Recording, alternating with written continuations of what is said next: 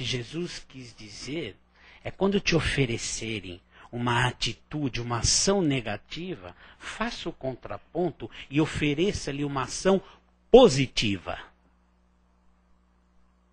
Poxa, e como que a gente vai fazer isso? Eu pensei também quando eu estava estudando, mas como fazer isso? Não é tão fácil assim. Quais seriam os exemplos melhores para a gente falar aqui hoje de quando nos oferecerem uma ação negativa, oferecermos em contrapartida uma situação positiva, uma ação positiva? E aí me veio à cabeça Francisco de Assis, o grande Francisco de Assis, que em sua oração já começa dizendo: Senhor, fazei de mim instrumento de vossa paz.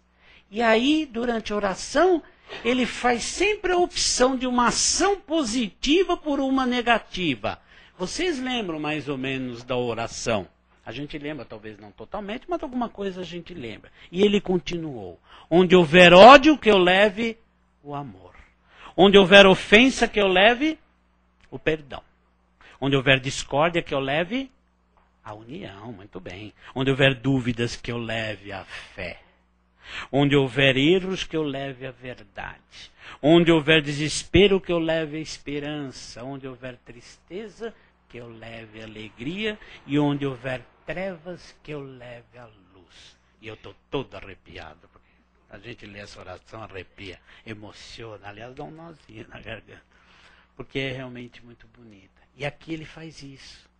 Ele pede a Jesus que seja feito dele instrumento da paz de Jesus e pede para que ele leve sempre uma ação positiva aonde haja uma ação negativa. Isso é dar a outra face. Se alguém chega com agressividade, é tentarmos conversar, contornar, ou pelo menos às vezes nos calarmos. Lugares onde nós sabemos que há muita tristeza, levar um pouquinho de alegria, um pouco de sorriso, um pouco de atenção. É isso que nós estamos fazendo. Onde houver dúvidas, levar um pouco de fé. Que jeito? Eu levo a minha fé. Se nós levarmos a nossa fé, a fé de cada um, estaremos levando para os outros. Porque as pessoas vão observar o que somos, aonde somos e quando somos. E vão saber se nós estamos em paz ou não. E aí nós encerramos com uma lição do espírito de irmão José, através da mediunidade de Carlos Bacelli, no livro Pai, Perdoa-lhes. O nome da lição é A Outra Face. E ele diz: não deixes de exercer qualquer vigilância sobre os teus impulsos de agressividade. Não creias que já tenhas superado a tua capacidade de reagir com violência ante a menor provocação que recebas. Raríssimos são os espíritos que se encontram em condições de oferecer a outra face sem revide. Sabendo de tuas crises de impaciência no trato com as pessoas, enquanto não te sentires preparado para silenciar ofensas e assimilar os golpes desfechados contra o teu amor próprio, procura evitar situações de confronto que te ponham à prova. Se te percebes com baixo poder de resistência moral no enfrentamento de determinados problemas, melhor que tomes a iniciativa de afastar-te o máximo possível, somente retornando a lidar com eles, quando, por eles, não mais possa ser induzido à perturbação. Muita paz a todos. É isso.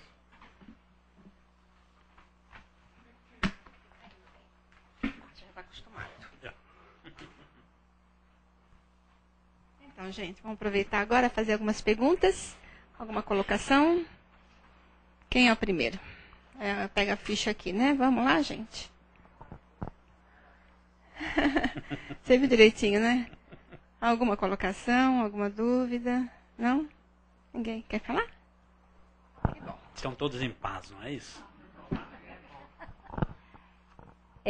Jesus também teve o seu tempinho de ira no templo quando ele chicoteou e jogou tudo no chão. Então. Ele ficou com raiva. Então, essa é uma passagem. Vamos entender que a Bíblia, ela foi escrita pela mão dos homens. E depois passaram por inúmeras traduções. E os copistas, além de terem um problema grande da tradução, colocavam também um pouco dos seus sentimentos, daquilo que eles tinham ouvido falar. Sem contar que as tradições, àquela época, isso muito antes da Bíblia, né? Que a Bíblia foi surgir com Gutenberg lá na Idade Média. Mas no tempo de Jesus, as tradições contavam-se e espalhavam-se oralmente, sendo contadas. E quem conta um ponto, aumenta um ponto. Alguns espíritos já nos disseram, em algumas obras espíritas, e eu acredito nisso, porque eu não consigo ver Jesus, do alto de todo o seu conhecimento, envergadura espiritual, serenidade e paz, tendo uma atitude de agressividade. Às vezes ele era severo, quando ele advertia, principalmente os sacerdotes, que eram aqueles que tinham a obrigação moral de ensinar o povo, porque detinham o conhecimento, mas além de guardarem para si, o vivenciavam de forma diferente, eles o chamavam inclusive de hipócritas, geração de hipócritas, inúmeras vezes ele fala isso. Mas eu não consigo ver Jesus tendo uma atitude agressiva como conta na Bíblia. Chutando, gritando, ofendendo. Então nós temos que entender bastante justamente isso. Como foi escrita a Bíblia? Primeiro, que os testamentos, hoje, em 4, Mateus, Marcos, Lucas e João, são os que foram aceitos pela igreja na época que o Papa da época resolveu deixar apenas esses 4.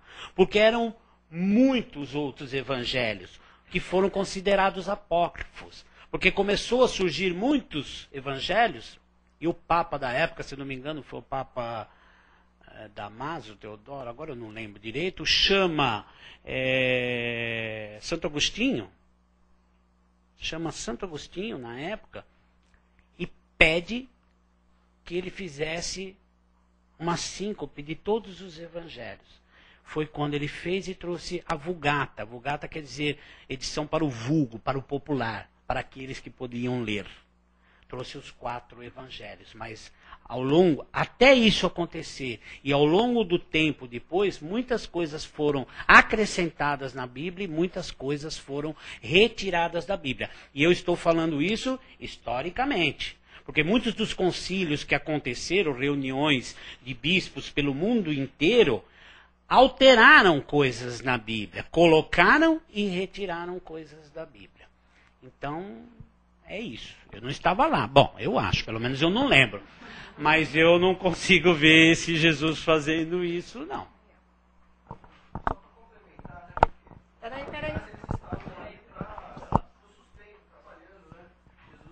Bem lembrado. Boa noite. Só para complementar, aliás, Jesus sabia, tinha um entendimento de que quem estava ali estava fazendo aquilo para o seu próprio sustento. Era um trabalho também, época, né? Era uma tradição, justamente. Tem toda a razão. Além de estar tirando o seu sustento, essas pessoas ali, era uma tradição da época que eles faziam isso. Jesus até pode tê-los admoestado, pode tê-los advertido, mas não de forma agressiva. Não acredito. Boa noite. Boa noite. Boa noite. Quando você estava falando da rosa e dos espinhos, você comentou da rosa e dos espinhos. Ah, rosas e espinhos. Isso. Você falou do mundo de regeneração.